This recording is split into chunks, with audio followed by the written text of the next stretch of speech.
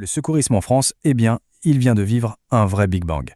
Un nouveau décret a tout changé, redessinant complètement les règles de la formation au premier secours. On parle d'une refonte totale du cadre juridique.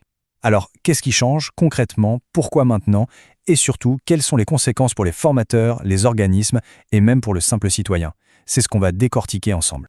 La question peut prêter à sourire, mais elle est très sérieuse. Imaginez un peu.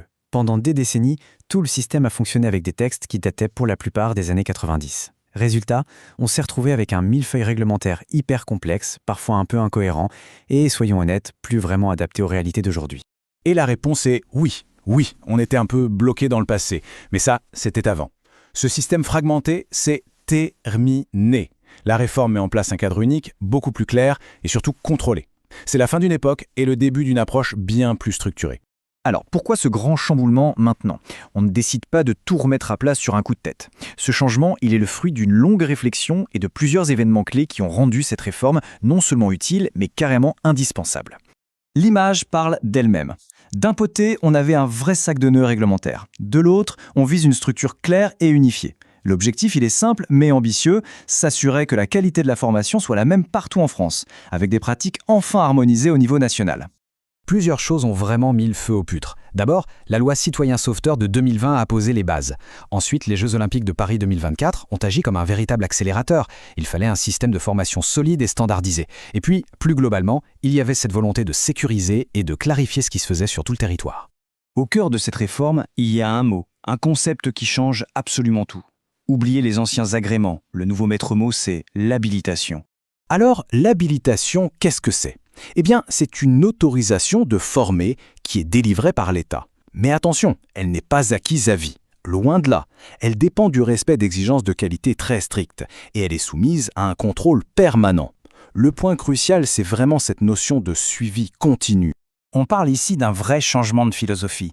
Avant, l'agrément, on l'obtenait et c'était souvent vu comme un acquis.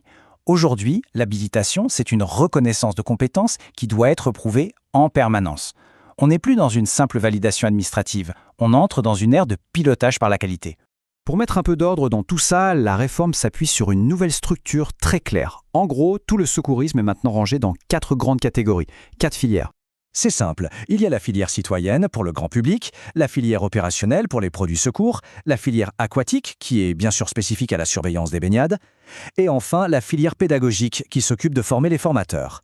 Chaque filière a ses propres règles, ses propres diplômes, c'est clair, c'est net. Bon, maintenant, voyons le côté pratique. Pour les organismes de formation, comment ça se passe? Comment on l'obtient, cette fameuse habilitation? Et surtout, comment on fait pour la garder? Le processus, c'est un peu un parcours en 2 temps. D'abord, il faut remplir toute une série de conditions pour avoir le droit de démarrer. C'est l'étape 1. Mais ce n'est que le début du chemin. Ensuite, et c'est l'étape 2, il faut maintenir une conformité permanente, sans interruption, pendant toute la durée de validité de l'habilitation.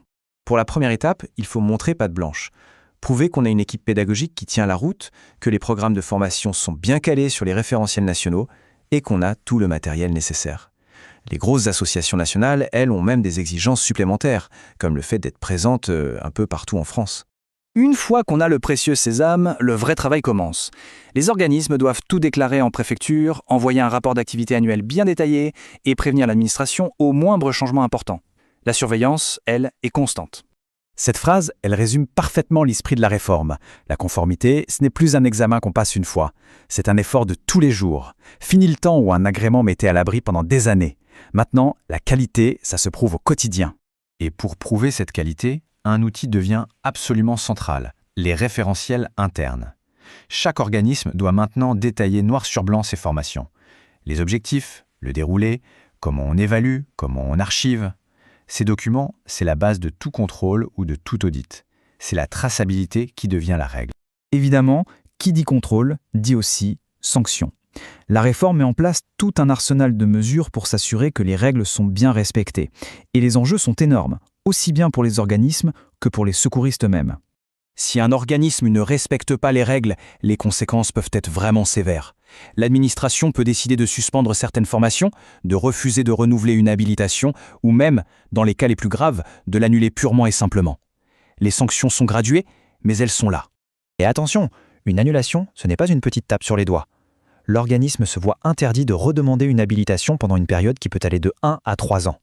C'est une mesure très dissuasive, faite pour responsabiliser tout le monde sur le long terme. On arrive là à un des changements qui a le plus d'impact pour les professionnels. Désormais, pour pouvoir exercer certaines missions de secours ou d'enseignement, il faut être à jour de sa formation continue. Et si cette mise à jour n'est pas faite, et pas faite dans un organisme habilité, eh bien, l'employabilité peut être directement compromise. C'est une petite révolution.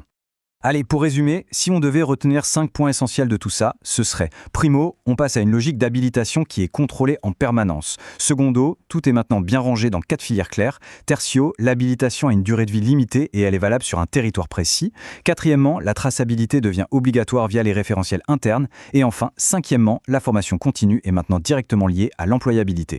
Clairement, cette réforme est bien plus qu'un simple dépoussiérage administratif. Elle professionnalise tout le secteur, elle renforce la responsabilité des formateurs et elle cherche à garantir la qualité des gestes qui sauvent.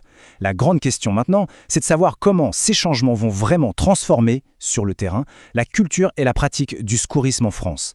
On peut dire sans trop se tromper que c'est le début d'une nouvelle ère.